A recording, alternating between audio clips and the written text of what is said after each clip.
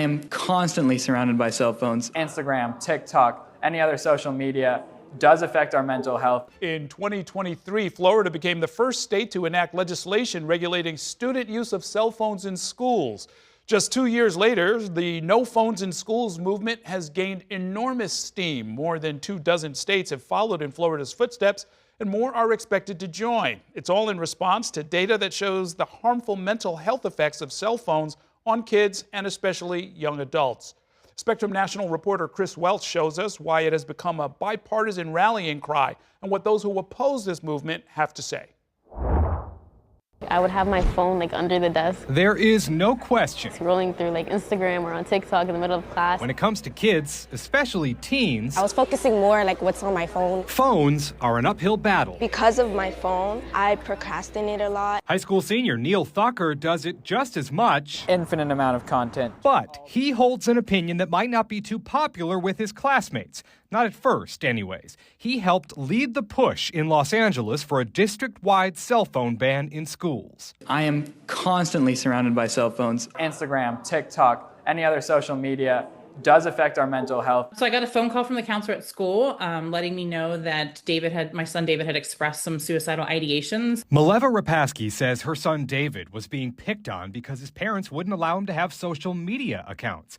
It became the reason she co-founded the Phone-Free Schools movement in 2023. We spent probably 18 months interviewing psychologists and psychiatrists and other researchers in the field and administrators and teachers to really gain an understanding of what that problem was. The group now advocates that phones be inaccessible the entire day, and that could mean kept in an administrator's office, sealed in locked pouches made by a third-party company, or simply put in numbered pockets like these. To try to pretend that we could be good stewards of teaching kids how to use those cell phones correctly for all students, I think is a pretty naive approach. Kathy Steinhoff is a former teacher who remembers that when they first came out, smartphones were a tool in class. We lost the battle of being able to teach kids a good way to use their phone because as soon as they opened that phone up, YouTube was there, social media was there. She's now a representative in the Missouri State House, and a bill she introduced would ban cell phone use for students during the school day. Missouri's governor is expected to sign it into law any day now. It clearly is just sweeping the nation. In fact, more than half of U.S. states now have laws banning or regulating cell phones in schools, and 10 states mandate the ban be in place the entire school day, from bell to bell, with no access between periods or at lunch. Instead of looking at memes, look at their math. New York recently passed a ban, championed into law by Governor Kathy Hochul, that goes further than any state so far. A full-day cell phone ban for all grades K through 12. I don't know how it's going to actually play out. New York parent Deborah Alexander is skeptical. The second you take something away completely and say, I know best, all they want is to get at it more. So we're fetishizing phone use. Alexander also says schools should be doing a better job teaching kids how to use their phones in a healthier way. The idea of doing it responsibly, which is something they're going to have to do as adults, doesn't get taught. To that, Steinhoff would say, I think our schools have tried that and had that idea, and we haven't been very effective. But if you talk to kids at schools where bans are already implemented, you might be surprised by what you hear. Now that we're used to it, I really think it was for the better.